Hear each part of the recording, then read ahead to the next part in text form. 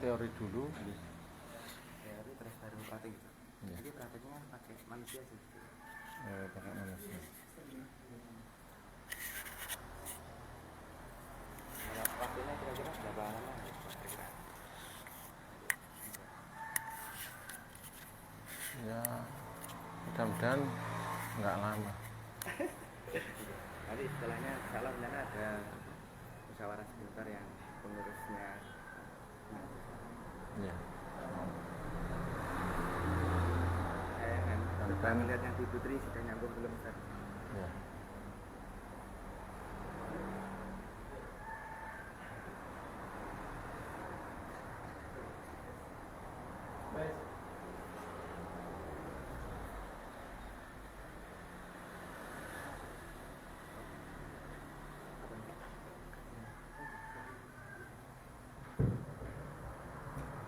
Assalamualaikum warahmatullahi wabarakatuh. Waalaikumsalam.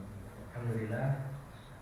Wassalatu wassalamu ala Rasulillah wa ala alihi wa ashabihi wa man tabi'ahu bi ihsan ila yaumil. Alhamdulillah, segala puji bagi Allah. Pada siang hari ini kita bisa melaksanakan kegiatan pelatihan praktis mengurus jenazah. Insya Allah nanti akan disampaikan teori terlebih dahulu. Setelah itu akan ada prakteknya, langsung mulai dari memandikan, mentasani, mensolati, dan menguburkan. Alhamdulillah juga telah hadir bersama kita Ustaz Anwar Zain selaku pemateri. Dan insya Allah nanti setelah kajian akan ada musyawarah sebentar ya terkait PJSI dan PJSA. Harapannya nanti di masing-masing titik dakwah ada relawan yang sudah bisa melaksanakan pengurusan jenazah jika ada kematian dari jamaah kita di sekitarnya. Mungkin itu saja dari saya. Untuk selanjutnya saya serahkan kepada Ustaz Anwar Zain.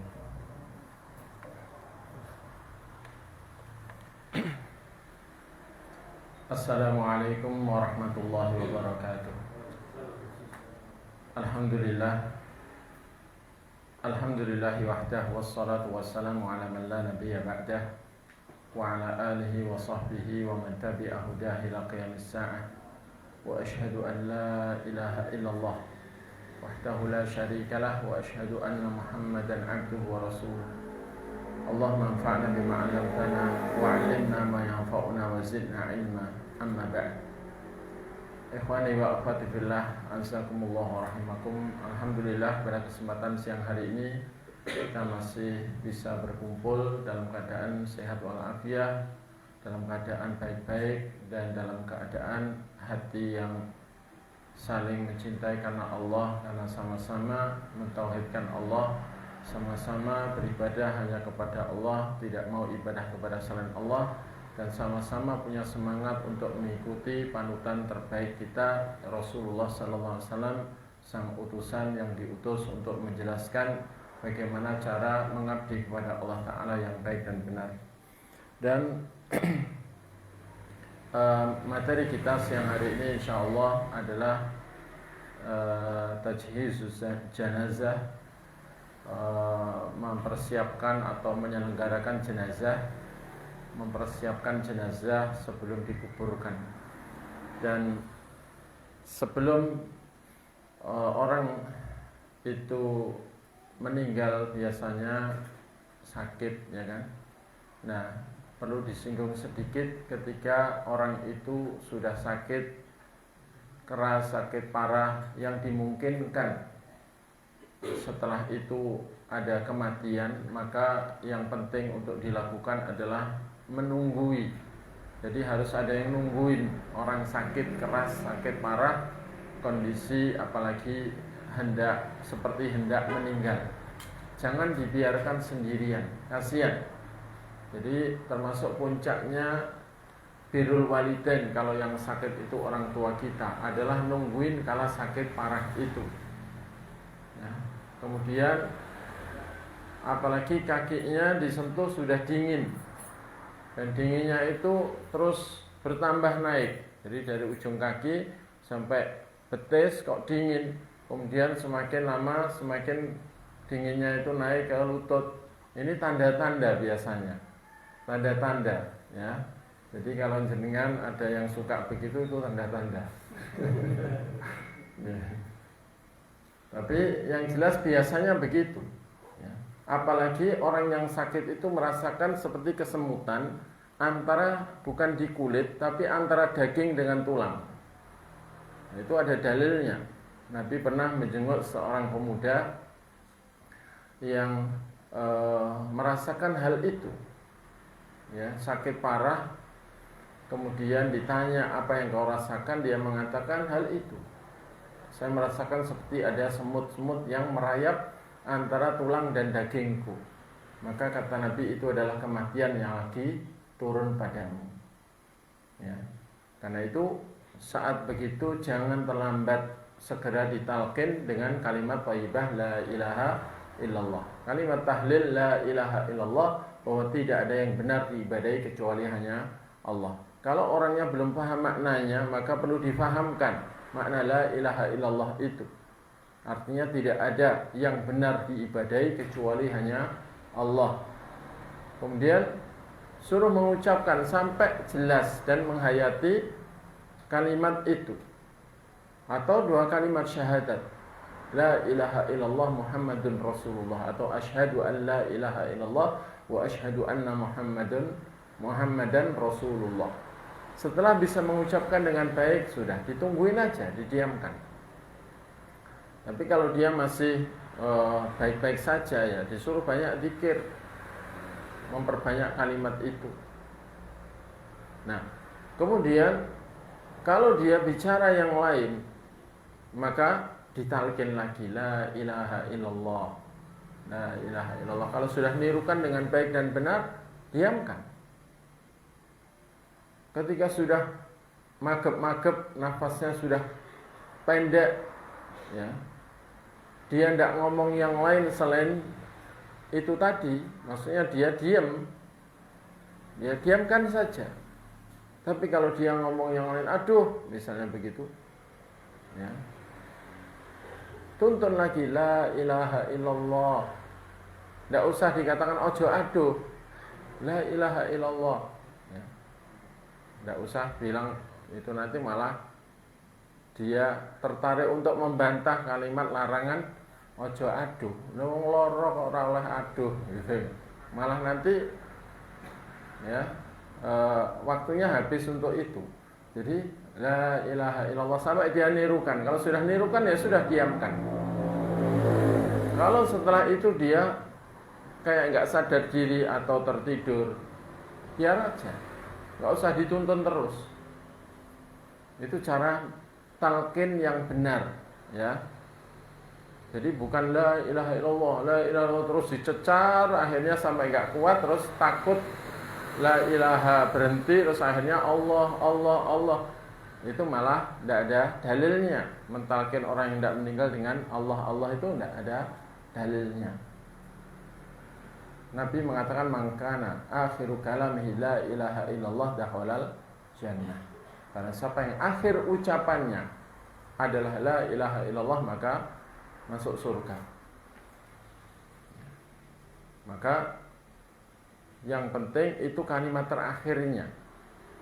Walau antara pengucapannya la ilaha illallah dengan kematiannya masih berjarak sekian menit atau sekian puluh menit, tidak masalah. Yang penting akhir ucapannya yang dia ucapkan selama hidup itu adalah la ilaha illallah. Bukan nafas terakhir disertai la ilaha illallah, tidak ada dalil nafas terakhir. Barang siapa yang nafas terakhirnya disertai la ilaha illallah, tidak. Tapi barang siapa yang ucapan terakhirnya ya, la ilaha illallah, masuk surga. Ini penting. Kemudian dipastikan meninggalnya tentunya. Kalau nggak paham tanya ke dokter atau ke bidan atau perawat, itu biasanya tahu bagaimana ngecek orang ini sudah meninggal apa belum, gitu ya. Karena kalau langsung awam-awaman dianggap meninggal, dimandikan, dikuburkan, kadang-kadang ya ternyata ada kasus kan, dikubur ternyata masih hidup terus dibongkar, nggak tahu itu hoax apa beneran ya.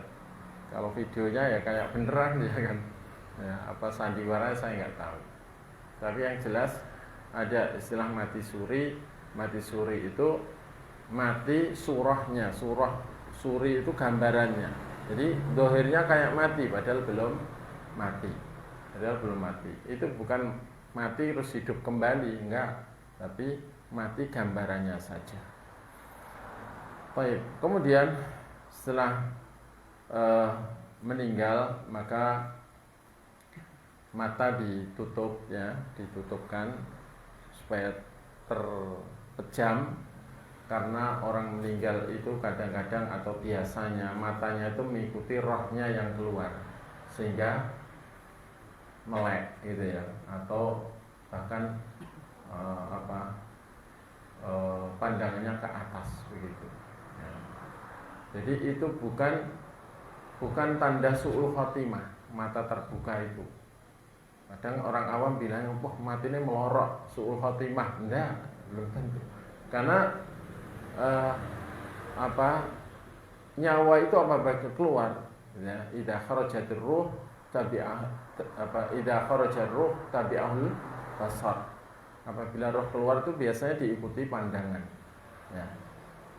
Terus ditutup saja, ditutup pelan begini sampai nutup, nanti dia nutup.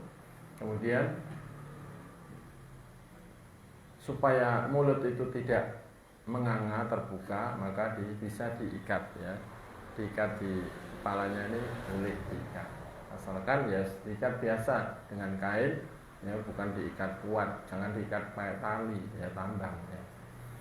Kemudian setelah itu ditutup, karena kondisi orang begitu ya pemandangannya kurang bagus ya, kurang bagus, maka ditutup sampai wajah atau kepala, ditutup sampai kaki ya. Ini nutup ini dalam rangka menjaga kehormatannya, karena kehormatan seorang muslim ketika sudah wafat itu sama dengan kehormatannya kalau masih hidup.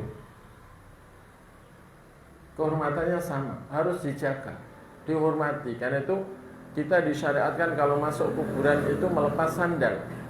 Dalam rangka apa? Menghormati saudara kita yang di bawah tanah. So kita lewat di atasnya pakai sandal, kurang menghormati. Kurang menghormati. Kecuali kuburan orang kafir silahkan ya. Tapi kalau kuburan muslim itu nggak boleh. Kita harus tetap memuliakan, menghormatinya walau sudah wafat. Itulah ajaran agama kita, ajaran Nabi kita. Kemudian setelah itu tempat pemandian disiapkan, dan sebaiknya jangan menunda-nunda pemandian sampai sekian jam. Kadang sampai diinep dulu. Akhirnya apa? Jadi wafatnya sore, nguburnya besok, mandikannya besok pagi. Keburu kaku. Kalau sudah kaku lebih sulit untuk membersihkan. Maka ya mumpung badannya masih hangat, artinya ruas-ruas tubuhnya masih lemes, ya segera dimandikan, disiapkan tempat pemandiannya, mencari orang yang bisa memandikannya. Dan kalau jenazah itu laki-laki, yang boleh memandikan hanya laki-laki. Kalau di kalangan wanita, hanya istrinya yang boleh memandikan suaminya ya. Saudara perempuannya, ibunya tidak boleh memandikannya kalau jenazah laki-laki. Kalau jenazahnya perempuan, yang boleh memandikannya hanya perempuan. Hanya perempuan. Kalau tidak ada perempuan, yang adanya laki-laki, yang boleh memandikannya hanya suaminya. Hanya suaminya. Bapaknya, anaknya laki-laki itu tidak boleh memandikannya ya. Kecuali masih di bawah 7 tahun atau 7 tahun ke bawah usianya. Itu orang tuanya boleh memandikan anak perempuannya ya. Tapi kalau sudah 8 tahun ke atas maka tidak boleh. Jadi itu aturan. Kemudian karena itu Rasulullah ketika putrinya wafat, Rasulullah tidak memandikannya. Rasulullah bahkan tidak mendekat ke tempat pemandiannya. Bahkan ketika memberikan kafannya itu dengan cara melemparkannya dan ditangkap oleh para wanita yang memandikannya. Begitu. Dan tidak boleh untuk bahan tontonan. Coba jenengan was mandi ditonton orang banyak, kan ya nggak nyaman, ya nggak. Jadi yang memandikan itu ya sejumlah orang yang memang membantu dan proses pemandian itu, bukan jadi tontonan banyak orang, dirubung banyak orang. Terus yang memandikan itu cukup 1 orang, yang lain membantu saja. Kenapa? Karena memandikan jenazah itu dihitung dengan hitungan ganjil. Ya. Misalnya 3 kali atau 5 kali atau 7 kali atau lebih dari itu kalau memang dipandang perlu. Jadi bukan asal siram saja, semua orang nyiram saember. Jadi tidak kehitung nanti, nggak kehitung. Semua saudaranya, saudarinya, semua tetangganya, temennya ikut, ya, bergantian ngambil saat timbo disiram, pokoknya disiram. Itu nanti tidak jelas hitungannya. Jadi ini penting, karena yang kadang terjadi di kalangan lingkungan yang masih awam, belum belajar fikih jenazah, itu memandikan pokoknya dikerucuki, ya, nggak dihitung. Baik. Jadi disiapkan pemandiannya, dan yang perlu disiapkan adalah air. Tapi kalau sudah ada keran dan selang maka itu lebih mudah, ya. Tidak perlu pakai drum, ya, yang dipenuhi air, tidak usah. Cukup pakai selang dan keran, ya. Itu lebih mudah. Kemudian kecuali nggak ada itu, maka ya silakan pakai gayung dan ada bak yang diisi air atau drum. Kemudian juga kapur barus yang ditumbuk lembut itu disiapkan. Kemudian juga karena itu nanti untuk campuran pemandian yang terakhir, bilasan yang terakhir itu dicampuri kapur barus yang ditumbuk, dilembutkan. Kemudian airnya itu bisa dicampuri daun bidara yang dihaluskan. Itu sebagai gantinya sabun sebenarnya, karena supaya kesat. Tapi kalau nggak pakai itu, bisa pakai sabun sampo.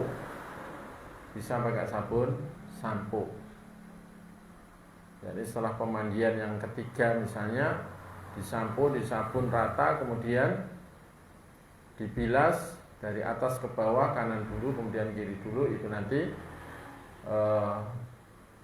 berarti pemandian yang keempat itu sekaligus menghilangkan sampo dan sabun. Kemudian yang kelima baru pakai campuran kapur barus, misalnya kalau 5 kali. Kalau ingin 7 kali ya berarti, ya, kelima, keenam itu belum pakai kapur barus. Kemudian yang ketujuh baru campur kapur barus. Jadi itu apa yang perlu disiapkan sebelum memandikan. Kemudian kalau ada ruangan yang rapat, ya di ruangan yang rapat itu di belakang misalnya, atau kamar mandinya luas, cukup untuk orang untuk memandikan, ya di situ nggak perlu ini. Tapi kalau nggak ada, maka di luar nggak apa-apa, tapi kalau bisa jangan di depan rumah. Nanti kemungkinan ditonton banyak orang itu lebih besar. Jadi mandikannya di agak belakang atau samping rumah, kemudian ditabiri, ditabir. Intinya ini bukan tontonan. Kehormatannya harus tetap kita jaga. Bahkan yang boleh memandikan hanya orang-orang yang amanah, yang siap merahasiakan cacat atau aib yang ada pada fisiknya jenazah. Termasuk dosa besar ketika seorang memandikan jenazah seorang muslim, kemudian melihat ada cacat pada fisiknya, kemudian menyebarkannya.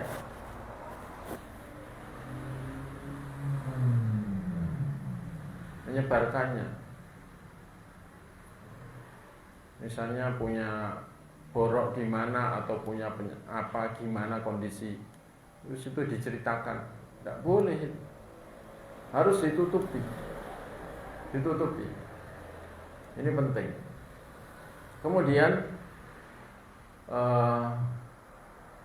setelah persiapannya dianggap cukup, sekalian kafannya disiapkan, ya. Kafannya itu disiapkan karena nanti setelah dimandikan, dihandui, segera dikafani. Nah, kafan ini kelengkapannya disiapkan sekalian, yakni kapas, kapur barus juga yang ditumbuk, kemudian wewangian jenazah, bisa serbuk kayu gaharu, bisa juga pakai wewangian yang lain, ya, parfum misalnya. Kemudian kalau memang dimungkinkan bisa keluar kotoran atau apa, bisa disiapkan pampers atau dibikinkan cawat di situ.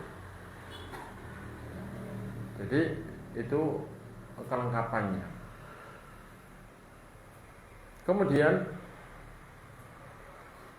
handuk, sarung atau jari atau kain yang untuk menutupi auratnya ini juga disiapkan, karena memandikan jenazah tidak boleh dalam kondisi vulgar terbuka auratnya, tidak boleh.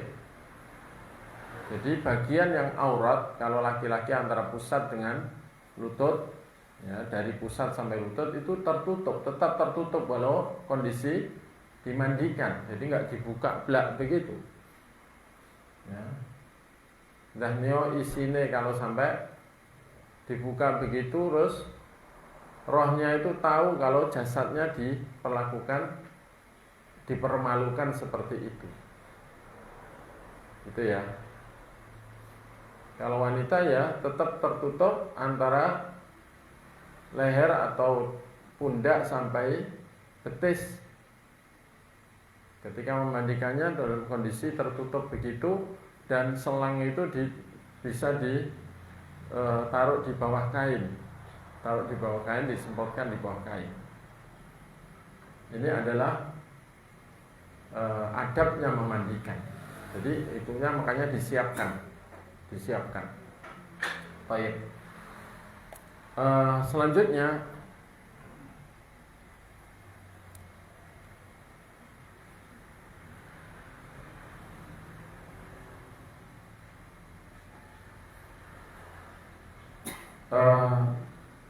sekarang kita masuk kepada tata cara memandikan. Yang pertama adalah tajridul mayyit min thiyabihi. Menelanjangi mayit dari pakaiannya, tapi cara menelanjanginya ditutup dulu kain bagian auratnya. Kalau laki-laki ya pusat sampai lutut itu ditutup, kemudian baru celananya ditarik kalau pakai celana, atau sarungnya dari dulu bundelannya, kemudian ditutup itu, kemudian itu ditarik. Celana dalamnya ditarik dalam kondisi tertutup. Ya. Pakaiannya juga kalau bisa dibuka, kancingnya dibuka. Kalau kaos misalnya sulit ditarik, apalagi sudah kaku ini, kalau kaku memang sulit. Ya, akhirnya harus digunting kan gitu. Nah, Tapi kalau masih lemes bisa biasanya dilepas. Dengan halus, maksudnya dengan baik, dengan sopan lah, dengan tetap menghormati, memuliakan jenazah ini. Karena kehormatan seorang muslim yang sudah meninggal sama dengan ketika masih hidupnya.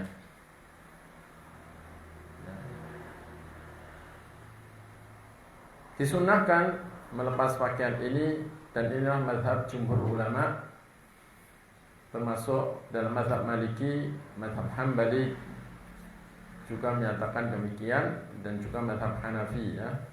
Dan dalilnya diantaranya adalah hadis dari Ibu Aisyah radhiyallahu anha, di mana ketika para sahabat ingin memandikan Nabi SAW, kata Ibu Aisyah, mereka mengatakan, wallahi ma nadri an nujarridu Rasulullah SAW min thiyabihi kama nujarridu mautana am nughassiluhu wa alaihi thiyabuh.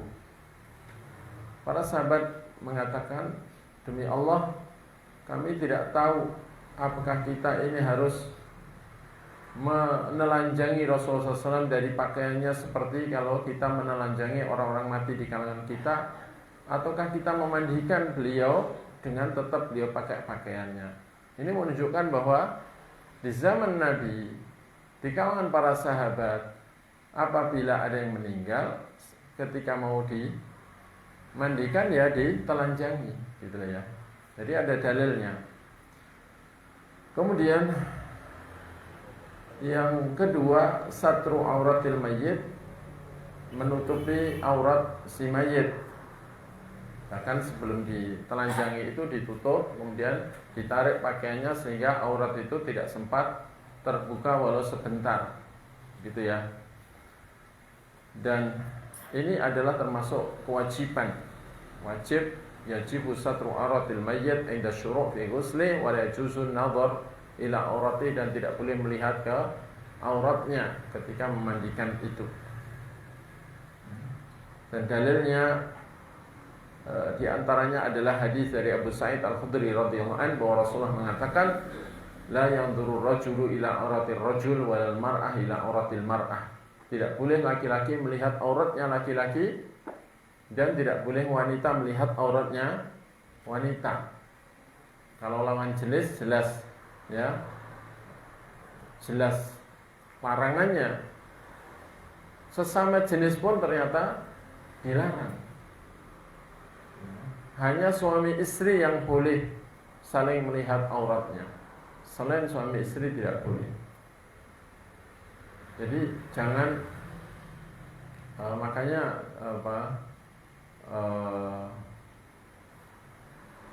anak-anak mandi di kali, telanjang bulat ya, walau sama laki-laki itu ya jangan boleh, gitu ya. Dikasih tahu tidak boleh. Kemudian asru batnil mayyit, yang ketiga, memeras atau menekan perut mayit. Caranya kaki kanan dan kiri itu dibuka, maksudnya dibikin berjarak begitu supaya duburnya itu ya lebih buka. Kemudian dibantu satu orang atau dua orang, badannya ini agak didudukkan, tapi enggak duduk sekali begitu ya, agak didudukkan, diangkat begitu, terus perutnya itu dari atas ditekan pakai hasta, pakai lengan ini, pakai hasta, diurut pelan begitu. Nanti kalau ada kotoran yang memang saatnya keluar, itu akan keluar.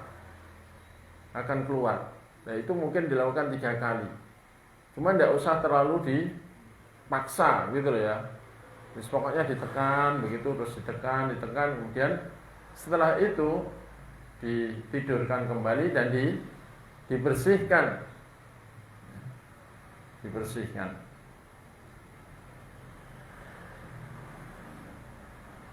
Asru batnil mayyit ini disyariatkan ya.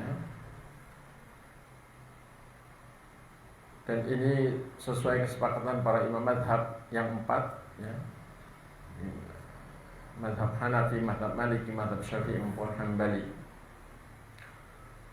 Dan hal ini supaya najis yang mungkin mau keluar itu sekalian biar keluar, sehingga tidak keluar dan mengotori kafan setelah memandikan. Tapi aslan rafiqan, ya, dengan lembut, tidak dengan kasar.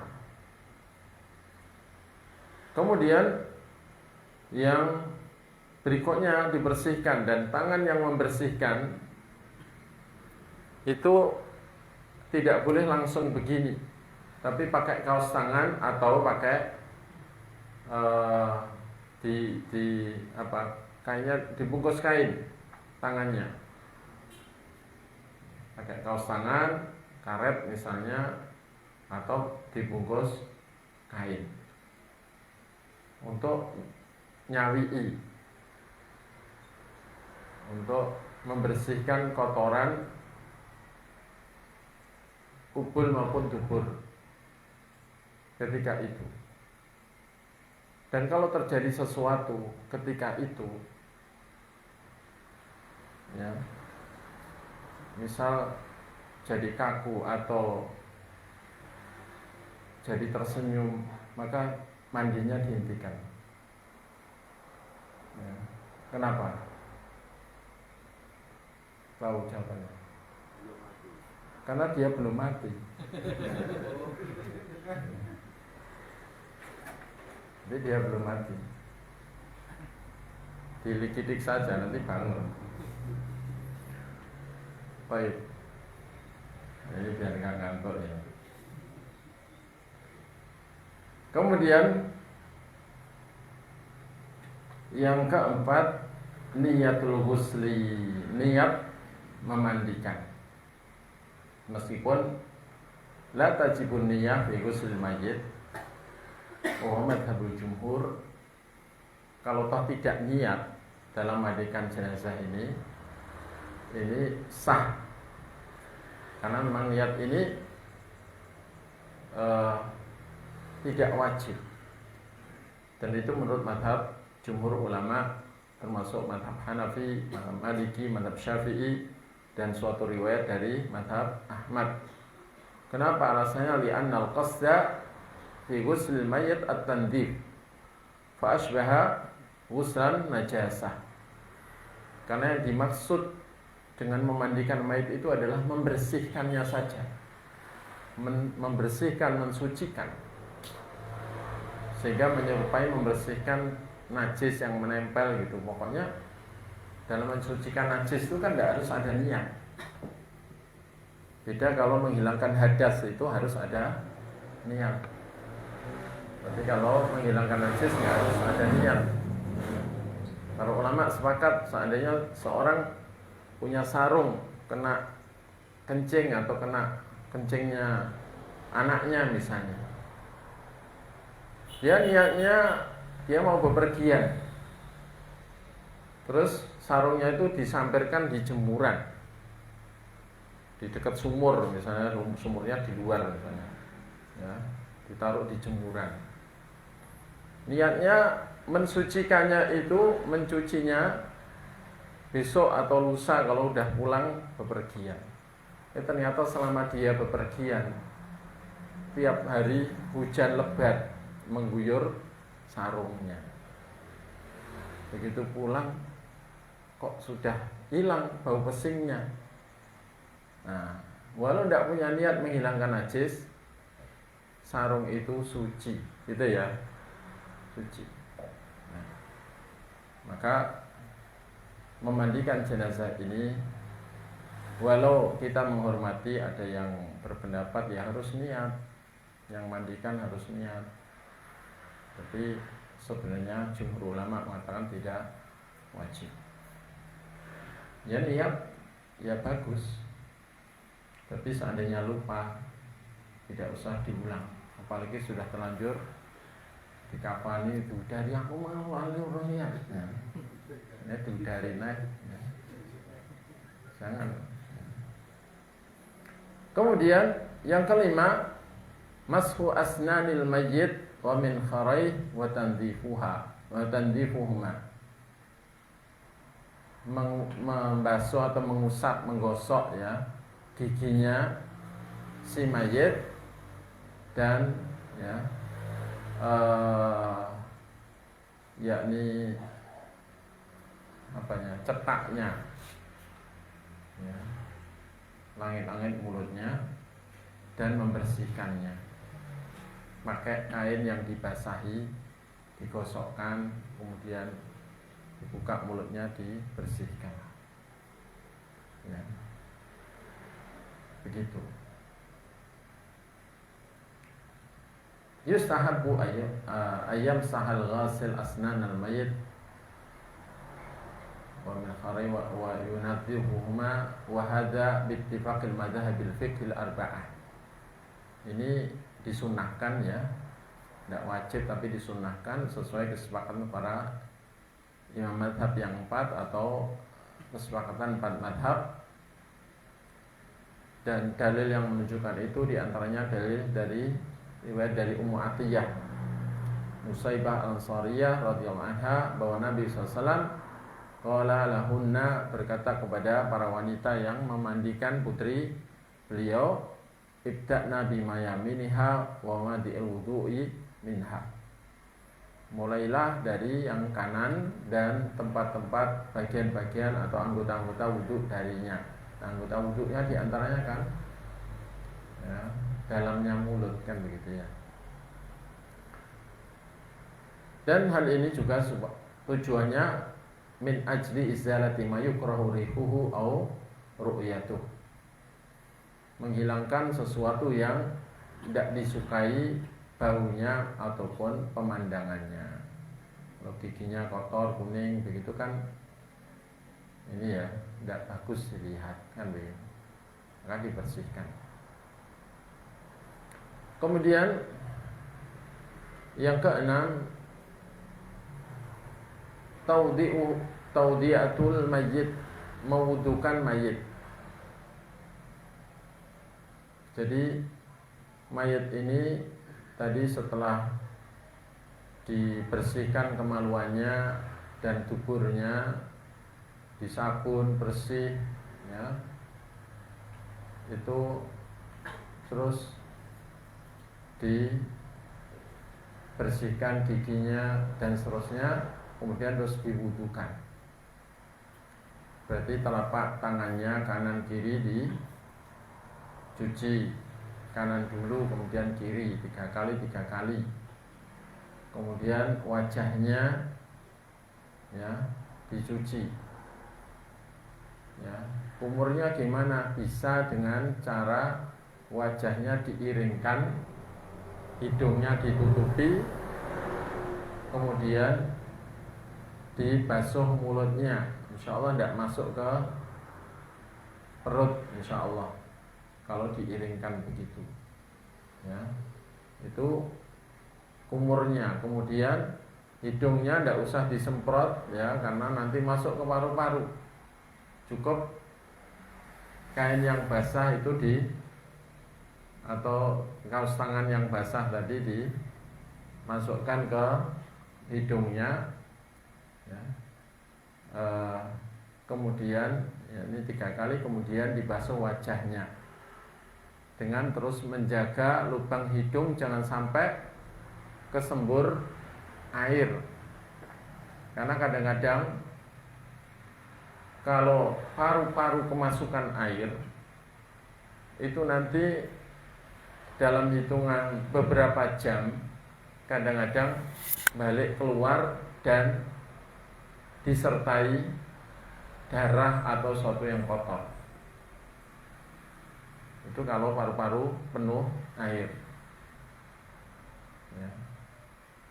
Jadi makanya diiringkan atau ketika membasuh wajah itu hidung dijaga jangan kesemprot air. Jadi ketika nyemprot bagian situ itu hidungnya ditutup ya, begitu. Nah itu dibasuh wajah 3 kali, kemudian tentunya mau wudhu bismillah ya, tasmiyah dulu, bismillah begitu. Jadi bukan bismillahirrahmanirrahim tapi tasmiyah Karena yang disunnahkan ketika mau wudu itu tasmiyah, bukan basmalah, tapi tasmiyah, menyebut nama Allah. Sebagaimana kata Nabi, la wudu'a liman lam yadhkur ismallah alaih. Tidak ada wudu bagi orang yang tidak menyebut nama Allah atas wudunya. Maka bismillah, kemudian dicuci tangannya tadi, kemudian dikumuri, kemudian usap bagian dalam hidungnya, kemudian dicuci wajahnya 3 kali. Kemudian tangan kanan dari jari jemari sampai siku, bukan dari siku ke ujung ya, tapi dari ujung jari ke siku 3 kali, kanan dulu. Kemudian baru yang kiri dari ujung jari sampai ke siku 3 kali juga, sambil dikosok-kosok. Karena namanya ghusl itu adalah sabbul ma'al tadrik. Arti ghusl itu adalah menuangkan air disertai kosokan. Kalau sekedar dituangkan saja itu belum dikatakan ghusl yang sempurna. Karena itu harus dikosoki. Kemudian setelah itu diusap kepalanya dan telinganya 1 kali. Ya kayak wudu itu loh ya. Diusap kepalanya dari depan sampai ke tengkuk, dikembalikan, kemudian telinganya diusap. Karena perintahnya wudu adalah wamsahu biru'usikum. Usaplah kepala kalian. Kepala itu ya dari tumbuhnya rambut yang dahi itu sampai setelah dahi ya sampai tengkuk. Kemudian setelah itu kaki kanan dari ujung jari sampai mata kaki ikut dibasuh, itu dikosoki 3 kali, kemudian yang kiri 3 kali. Bisa bayangkan ya kan?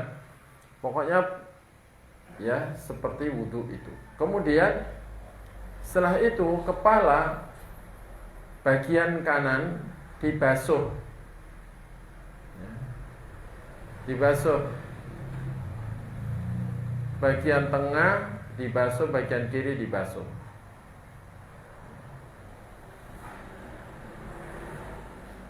Bisa sekali atau langsung 3 kali.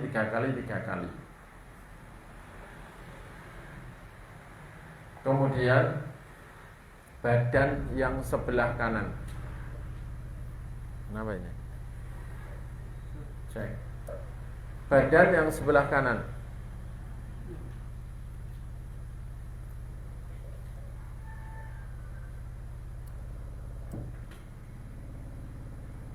Oh diesel ya. Ada diesel. Oh enggak. Cek. Badan sebelah kanan.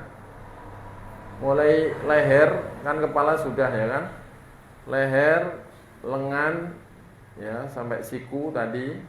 Kemudian badan sambil dikosok-kosok sampai kaki. 1 ya kan? Diulangi lagi, leher, pundak, badan ya, paha, betis ya sampai kaki ya. Berarti 2. Terus lagi kanan masihan ya. Atas dari leher ya, badan, pundak, badan ya, paha sampai kakinya. Berarti 3. Kemudian yang kiri 3 juga dari leher, badan, sambil dikosok-kosok dibalik kain. Jadi tertutup kain, tapi selangnya ini ditaruh di bawah kain begitu. Tangannya yang pakai kaos tangan ini juga menggosoknya di balik kain sampai ke bawah. Kalau kemaluan sudah tidak perlu disentuh lagi karena tadi sudah dibersihkan, sudah disabun duluan bahkan, dan sudah dibersihkan lagi, sudah dibilas ketika sebelum wudhu tadi. sehingga nggak usah ya ke kemaluannya. Kemudian setelah 3 kali, berarti ini pemandiannya sudah 3 kali. Setelah itu ya silahkan disampo. Tapi kalau punggung ini nggak bisa kena karena misalnya pakai meja yang rapat begini, maka bisa diiringkan.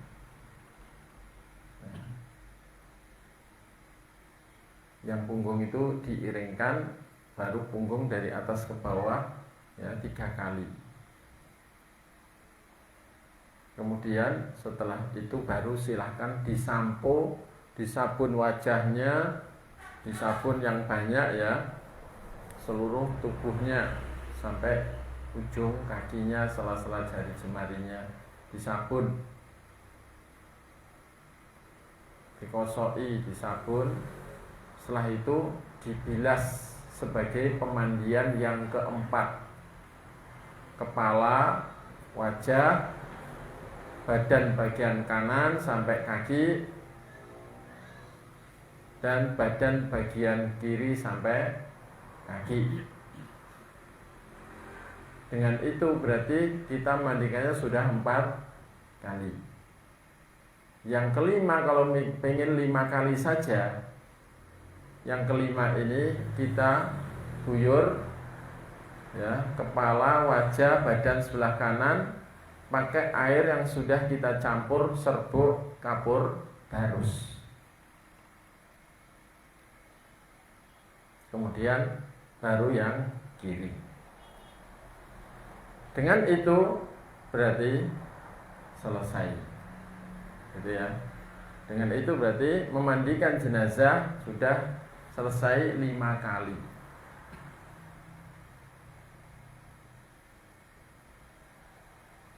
Kalau ternyata dirasa belum bersih tadi,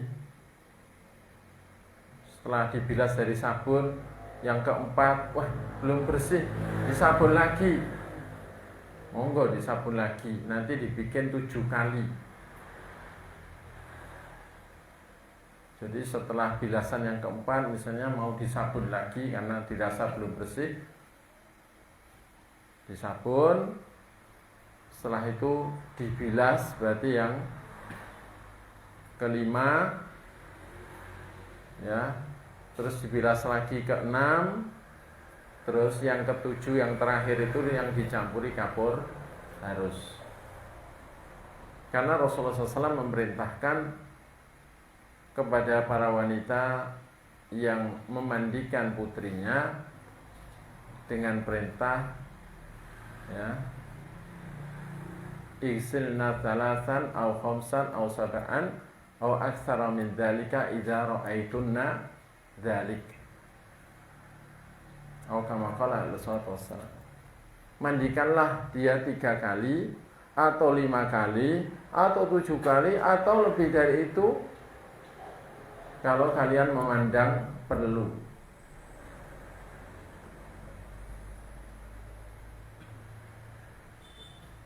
Dari situ disunnahkan mandikan jenazah itu hitungannya ganjil. Dan hitungan itu setiap satu hitungan itu ya dari atas ke bawah, dari kepala sampai kaki. Dan Nabi juga pesan, ibda'na bimayaminihinna wa mawadhi'il wudu'i minha. Mulailah bagian yang kanan dan tempat-tempat wudu darinya. Dan kata-kata dan itu tidak menunjukkan urutan. Memang saya pernah mengikuti pelatihan jenazah seorang ulama ya, ulama Yordan termasuk muridnya Syekh Albani. Itu pertama diguyur dulu yang kanan, kemudian diguyur yang kiri.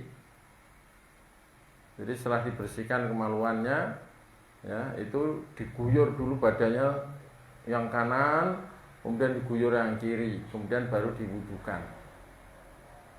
Karena beliau memahami wah di sini mulailah dari yang kanan, kemudian dan tempat-tempat wudu itu seakan dianggap urutan. Tapi sebagian ulama tidak memahami demikian, karena memang wawu itu tidak menunjukkan tertib, beda dengan thumma kemudian. Maka memandikan jenazah itu persis dengan mandi jinabat atau mandi wajib, mandi besar, di mana Nabi berdasarkan hadis dari Ibu Aisyah dan juga Ibu Maimunah radhiyallahu anhuma, beliau itu bukan mengguyur dulu, tapi setelah membersihkan kemaluan adalah mencuci tangan dan berwudu dulu, gitu ya. Berwudu dulu baru mengguyur badan, kepala yang kanan, tengah dan kiri, kemudian baru badan yang kanan, kemudian badan yang kiri. Sehingga ya sudah persis itu. Dan kembali kepada bab toharoh, kitab toharoh, bahwa termasuk yang menyebabkan wajibnya mandi itu adalah al-maut, kematian, selain mati syahid. Al-maut ya min ghairi syahadah, selain mati syahid. Itu menjadikan kematian itu menjadikan orang wajib mandi. Cuman kan tidak bisa mandi sendiri, maka dimandikan oleh yang hidup. Mandinya apa ya? Mandi besar. Mandi besar gimana? Ya seperti yang diriwayatkan dari Ibu Aisyah dan Ibu Maimunah radhiyallahu anhuma. Itu ya. Jadi gambaran mandi besar kan sudah pasti hafal lah, mandi besar. Ya. Mencuci kemaluan dulu, mencuci tangan, berwudu seperti wudunya sholat, atau kakinya ditunda, ya kan, terserah. Kemudian mengguyur kepala kanan, tengah dan kiri, kemudian mengguyur badan sebelah kanan, kemudian mengguyur badan sebelah kiri. Kalau tadi kakinya sudah ya berarti selesai. Kalau tadi kakinya belum, baru kaki kanan, kemudian kaki kiri. Itu cara yang disunnahkan seperti itu.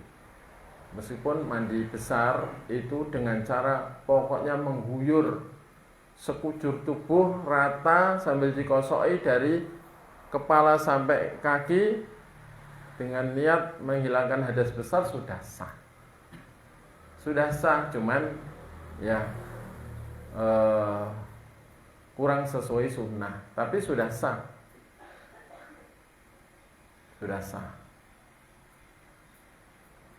Bahkan antum nyemplung laut misalnya, atau nyemplung ini ya, hadas besar, bismillah, niat menghilangkan hadas, langsung nyebur blung sulup ya, sambil kosok mentah, sudah gitu ya,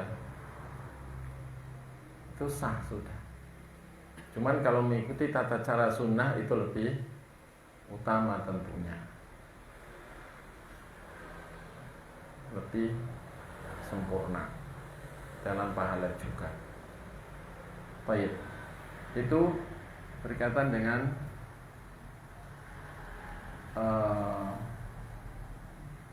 memandikan.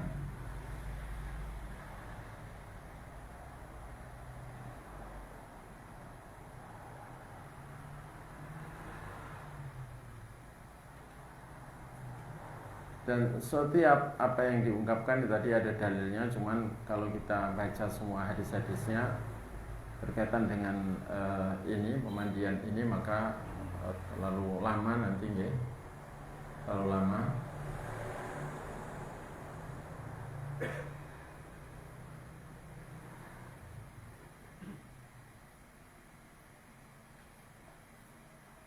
Al-Witru fi husnul mayit, ganjil dalam hitungan sudah, taklimul adzafir ini ya.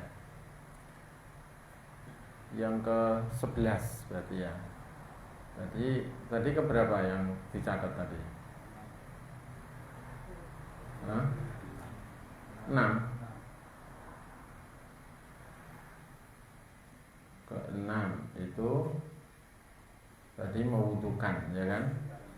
Yang ke-7 itu ghuslul mayit bisidr, memandikan mayit dengan dicampuri daun bidara itu sebagai gantinya sabun sampo. Kalau nggak ada daun bidara, sabun sampo sudah bisa. Kemudian yang kedelapan, ghuslu jami'i badanil mayyit wa tayamun fihi, mencuci sekujur tubuh mayit dan mendahulukan yang kanan, badan bagian kanan ya. Ini yang berikutnya ya kan. Kemudian yang kesembilan, wad'ul kafur fil ghusl akhirah, meletakkan kapur barus pada bilasan yang atau pemandian yang terakhir. Ini juga sesuai kesepakatan para imam madhab yang 4, karena dalilnya jelas, riwayat dari Ummu Atiyah radhiyallahu anha, Nabi mengatakan waj'alna fil akhirati kafuran aw syai'an min kafur, dan jadikanlah yang terakhir, yakni dalam pemandian yang terakhir itu adalah kapur barus atau sesuatu dari kapur barus. Fa idza farakunna fa'adhinnani, kalau kalian sudah selesai beritahu aku. Dan setelah selesai diberitahukan kepada Nabi, maka Nabi melemparkan kain untuk kafan, yakni hikwah beliau.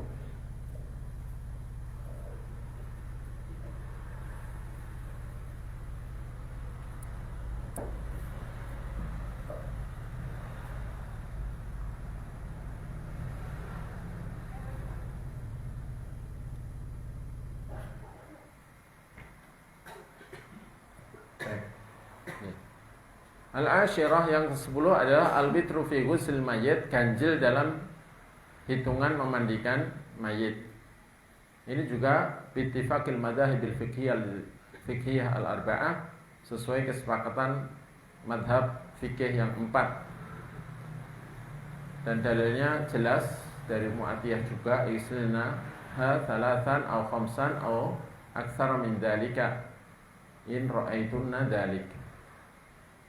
Mandikanlah 3 kali atau 5 kali atau lebih dari itu kalau kalian memandang perlu hal itu. Kemudian yang ke-11, taklimu adzafiril mayyit wa qassu syaribi. Ini para ulama ada beda pendapat. Ikhtalafa ahlul ilmi fi taklimi adzfaril al-mayyit wa qassi syaribi ala qaulain.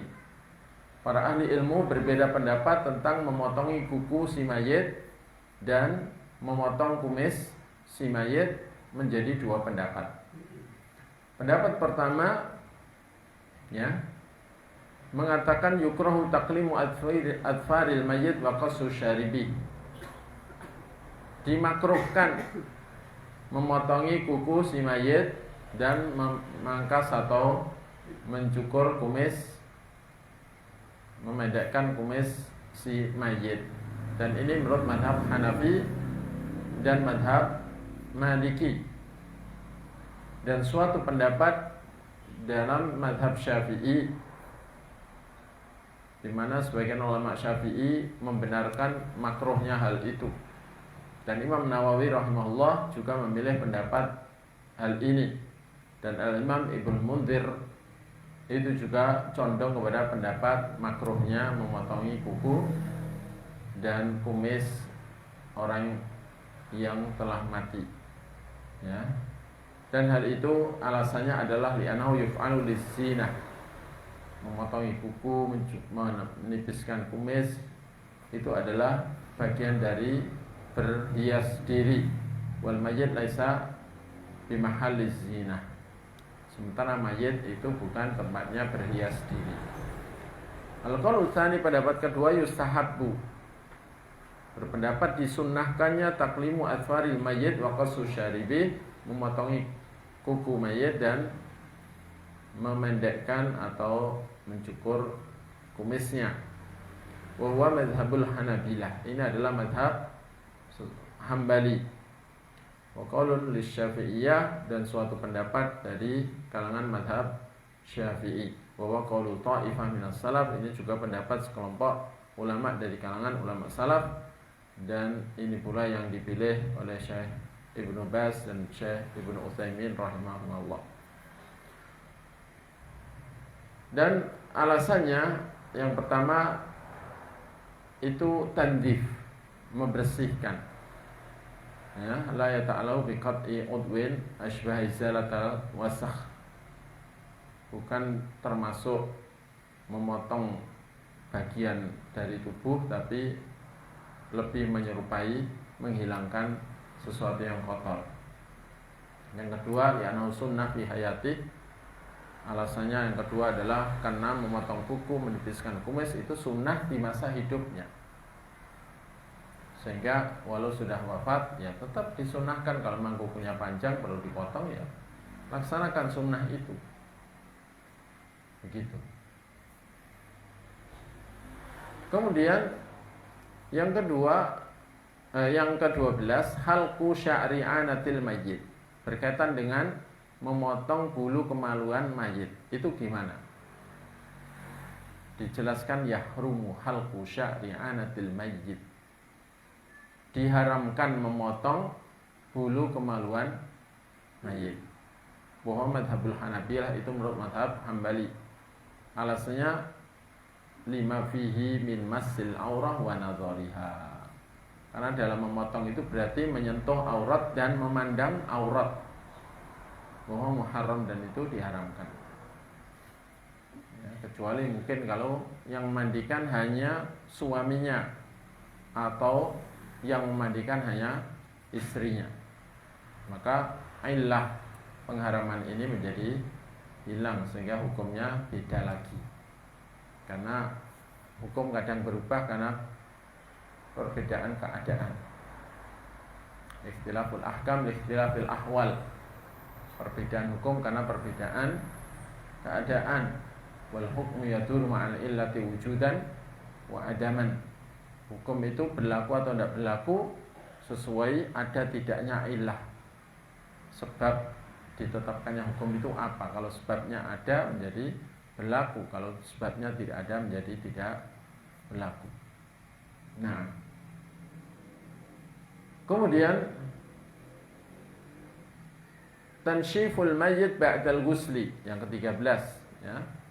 Poin ke-13 tentang disunahkannya menghandui atau mengeringkan mayit setelah dimandikan. Yustahabbu ayyunashshafal mayyit ba'dal ghusl wa hada biittifaqil madhahibil fiqhiyatil arba'ah. Disunnahkan dikeringkan atau dihanduki mayit setelah dimandikannya. Dan ini sesuai kesepakatan madhab fikih yang 4, madhab Hanafi, Maliki, Syafi'i, Hambali. Dan alasannya yang pertama li'annahu min kamali ghusl hayy, itu termasuk kesempurnaannya mandinya orang yang masih hidup. Sehingga kalau yang hidup itu mandi, bareng mandi ya handuan, ya sudah selayaknya lah untuk menghormati, ya, mayit itu juga dihandui. Kemudian yang kedua, li'annahu idza baqiya rutban 'inda takfin athara dzalika fil kafan. Apabila dibiarkan basah setelah mandi ketika dikafani, maka itu akan berbekas pada kafan noda. Kemudian yang ke-14, at-tayammum 'indal azzi 'anil ma'. Ditayamumi si mayit, yuyammamu al-mayitu li'udrin min adamil ma'. Kalau kotor karena tidak ada air, maka mayit atau jenazah itu tidak perlu dimandikan karena nggak ada air. Cukup ditayamumkan dan tidak perlu diguyur tanah, pasir atau debu, ya. Cukup ditayamumkan. Yuyammamul mayyit li'udrin min adamil ma' aw azin min an-isti'malih, atau karena tidak mampu menggunakan air atau tidak memungkinkan menggunakan air, misalnya tubuhnya hancur, ya kan? Tubuhnya hancur. Kalau dikasih air tambah ya darah itu tidak berhenti, atau luka-luka parah, lukanya sudah mengering atau sudah mampet, kalau diguyur air lukanya bisa ya, berdarah lagi. Ya. Misalnya begitu.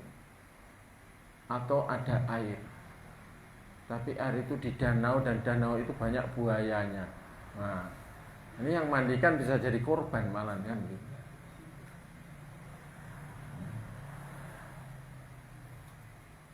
Wa hadza bi ittifaqil madzahib al-fiqhiyyah al-arba'ah, dan ini menurut kesepakatan mazhab fikih yang 4, yakni kalau memang tidak ada air atau lemah menggunakan air, tidak mungkin menggunakan air, maka ya sudah, cukup ditayamumkan. Ini menurut Imam Mazhab yang 4. Dan ini juga menjadi pendapat Al-Imam Ibn Hazm, Mazhab Al-Zahiri, Mazhab Zahiri, ya. Karena apa? Karena alasannya mandi jenazah itu la yata'allaqu bi izalati najasah, bukan berkaitan dengan menghilangkan najis. Fana batayamum anhu indal azzi ka ghusli janabah. Kalau hadas besar saja, jinabat saja, enggak ada air, itu boleh tayamum, maka jenazah, mandikan jenazah lebih boleh, itu maksudnya. Kemudian hukum khusus berkaitan dengan memandikan wanita dan memandikan orang yang ihram, kondisi ihram belum tahallul ya, meninggal, dan memandikan orang banci, nggak jelas ini laki-laki apa perempuan. Ini penting di Blitar, soalnya di Blitar ada PBB kan ya, Persatuan Banci Blitar, yang konon anggotanya lebih dari 200 juga. Itu padahal berapa tahun yang lalu ya, lebih dari 200. Sekarang nggak tahu nambah atau kurang ya. Jadi antum di Blitar ini harus tahu ini. Yustahabbu, untuk yang pertama berkaitan al-ahkam al-khassah bi ghuslil mar'ah, hukum-hukum khusus berkaitan dengan mandikan jenazah wanita.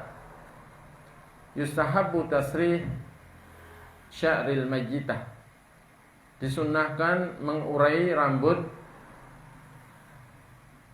jenazah wanita, mayit perempuan.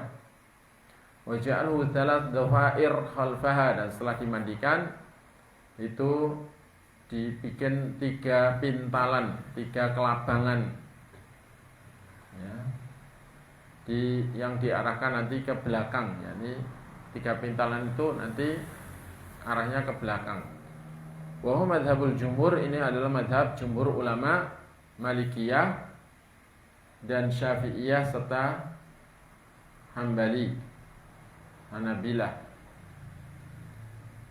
Dan dalilnya di antaranya dalam hadis dari Ummu Atiyah radhiyallahu anha juga, di mana ketika putri Nabi SAW meninggal itu mereka mandikannya, kemudian kata Ummu Atiyah, fadhafarna sya'raha thalathah qurun wa alqainaha khalfaha, maka kami pun memintal rambutnya menjadi 3 tanduk atau 3 pintalan, 3 kelabangan, dan kami ya letakkan 3 kelabangan itu di belakangnya. Nah, ini arahnya ke belakang.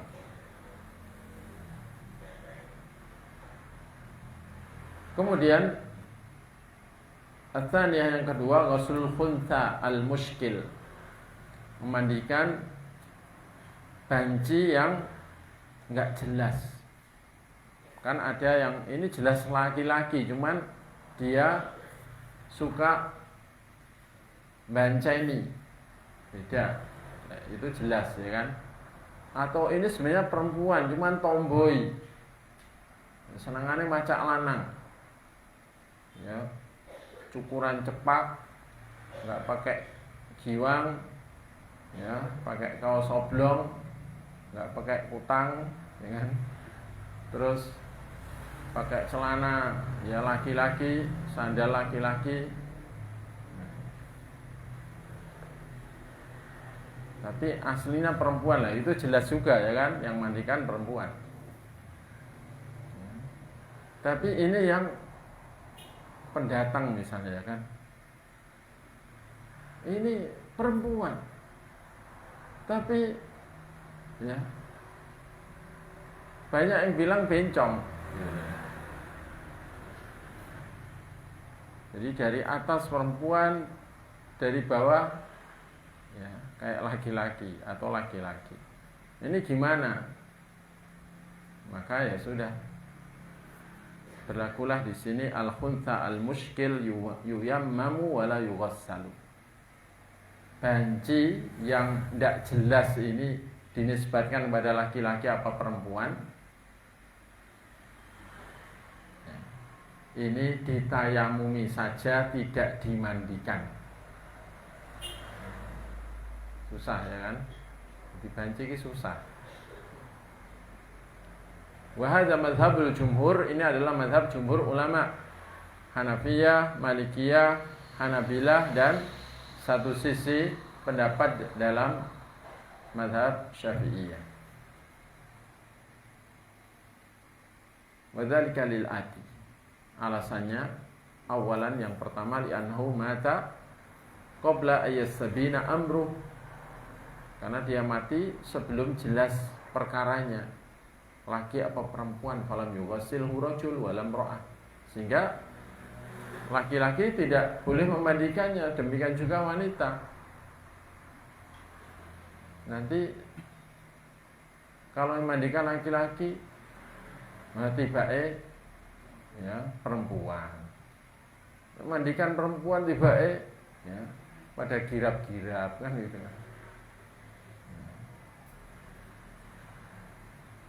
Lianna hilal ghusli ghairu thabit bainar rijal wan nisa,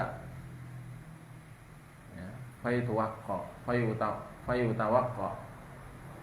karena ya belum jelas tadi, belum otentik benar ini laki-laki atau dinisbatkan pada laki-laki atau perempuan, sehingga ya dijauhi, dijaga diri darinya. Lihtimalil hurmah, karena ada kemungkinan haram. Kalau ternyata laki-laki yang memandikan perempuan adalah haram, kalau ternyata perempuan yang memandikan laki-laki adalah haram. Wa yuyammamu bis-sa'id li ta'adzuril ghusli, maka ditayamumi dengan debu karena ya ada uzur ya, kalau dimandikan. Kemudian yang kedua, li annahu la yahillu lirajul ayyughassila li ihtimali ayyakuna untha wa la yahillu lil mar'ah an tughassila li ihtimali annahu zakar wa yumammam.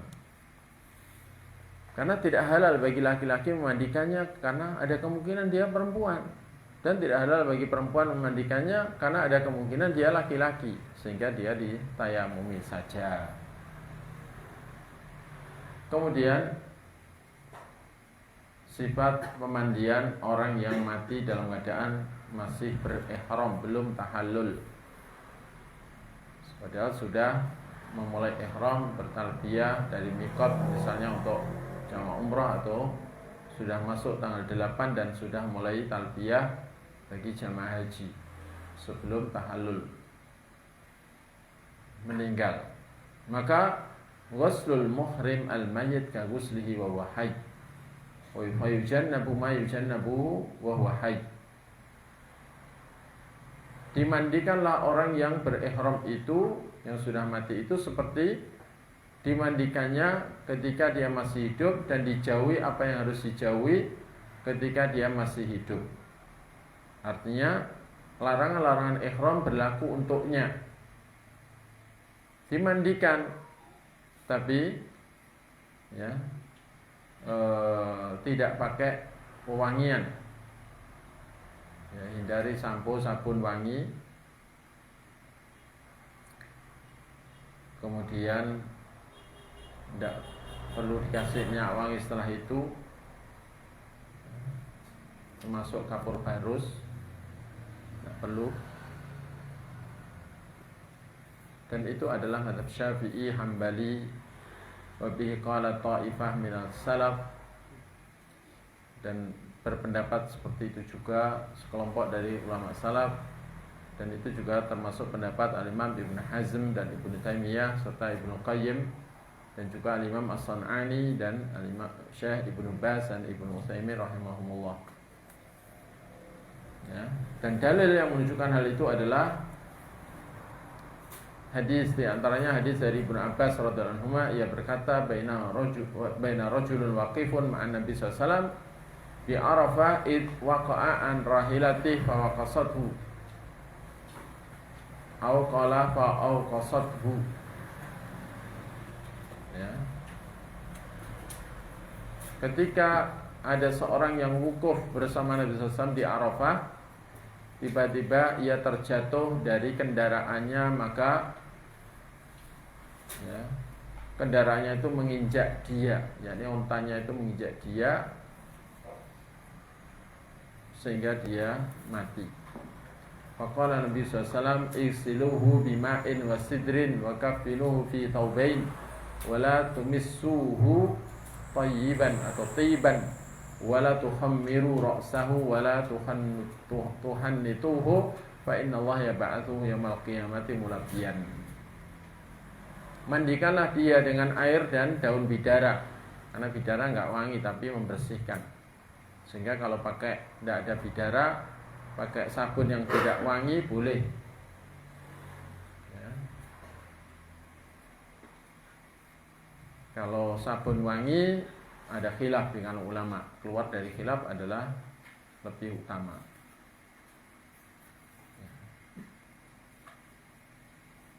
Dan beri kafan dia pada dua pakaiannya. Dan jangan kalian menyentuhkan padanya itu minyak wangi. Jangan pula menutupi kepalanya. Jadi ketika dikubur kepalanya dalam kondisi terbuka. Wala tuhannituh, jangan pula memberi wewangian mayat padanya. Fa innallaha yab'atsu yaumil qiyamati mulabbiyan, karena Allah akan membangkitkan dia di hari kiamat nanti dalam keadaan bertalbiyah. Dia nanti dibangkitkan dari kubur sambil berjalan menuju mahsyar itu dengan bertalbiyah, labbaik Allahumma labbaik, labbaik la syarika lak labbaik, innal hamda wan ni'mata laka wal mulk la syarika lak. Nah, kemudian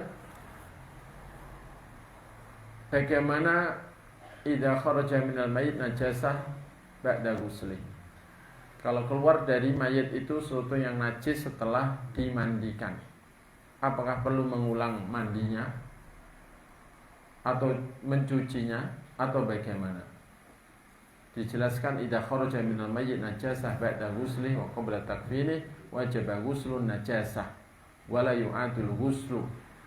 Apabila keluar dari mayit itu najis, misalnya kotorannya masih keluar setelah dimandikan, sebelum dikafani, maka wajib najisnya itu dicuci, tapi tidak perlu mandinya diulangi. Cukup najisnya tadi yang dibersihkan.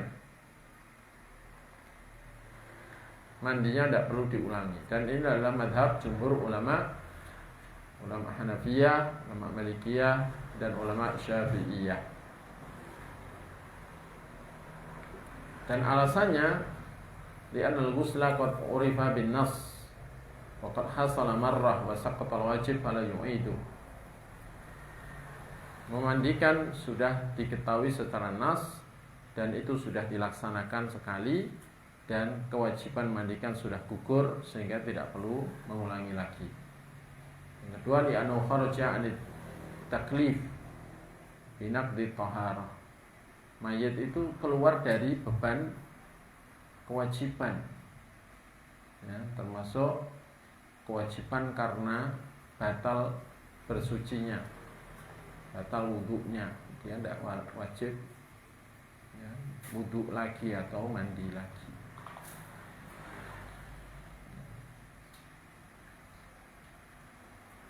Salisan kiasan alma law asabatu najasah min ghairi fa innahu yakfi ghusluha bila khilaf. Yang ketiga dikiaskan kepada orang yang terkena najis dari orang lain, maka cukup dicuci, dibersihkan najisnya itu tanpa ada beda pendapat. Kemudian li'anna khurujan najasa minal hayy ba'da ghuslihi la yubtilu kadzalikal mayyit. Keluarnya najis dari orang hidup setelah mandi besar itu tidak membatalkan mandi besarnya. Demikian juga mayit.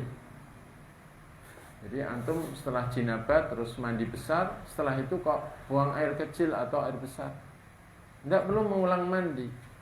Cukup kalau nanti mau sholat ya berwudu.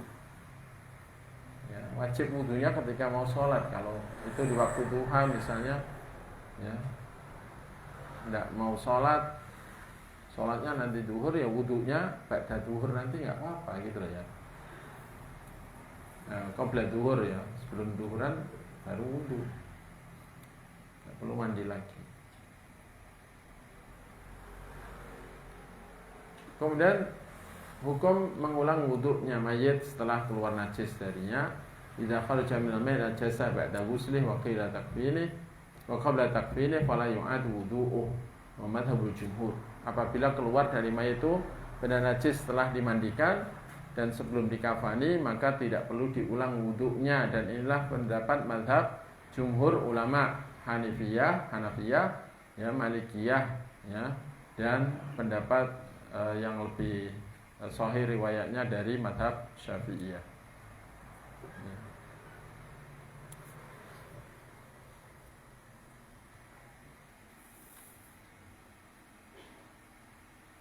Oh iya, setelah ini praktek, ya. Ini kurang dikit nggak? Kemudian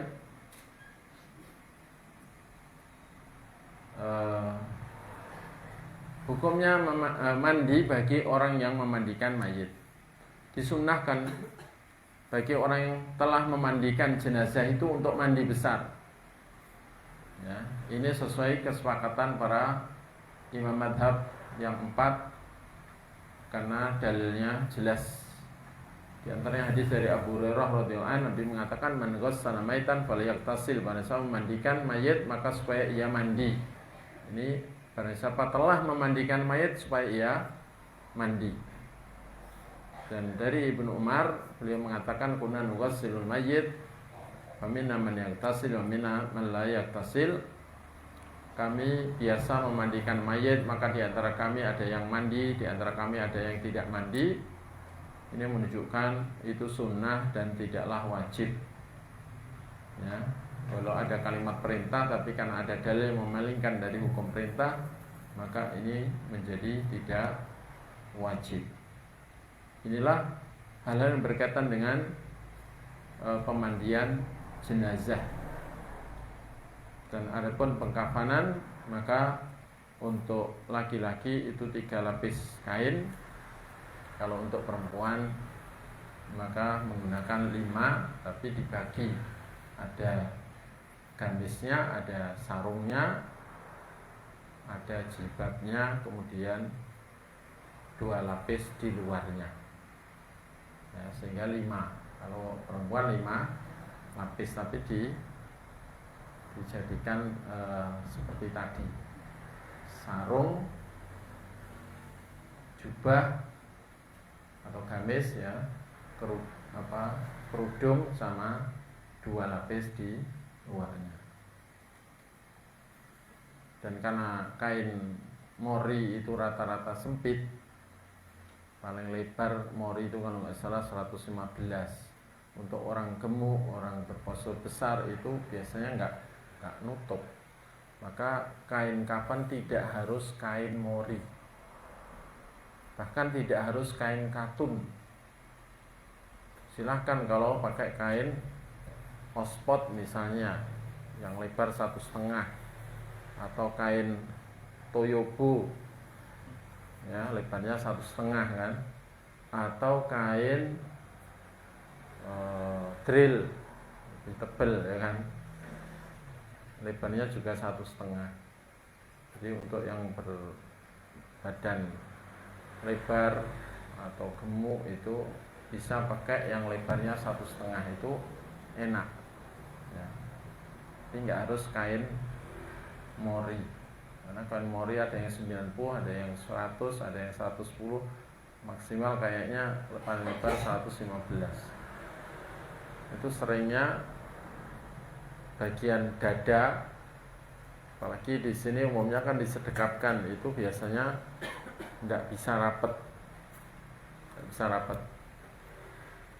Kalau memang adanya mori ya sudah diguntingkan lagi mori untuk nutup bagian dada ya, dari leher sampai perut misalnya, itu dikasih lagi, beli 2 atau 3 begitu ya, ditutupkan, kemudian baru ditutupkan kafannya itu. Nah, mungkin itu gambarannya. Nanti kita praktek ya, bagaimana memandikan itu sama mengkafani. Baik. Sekarang pakai Stuntman, manusia peraga.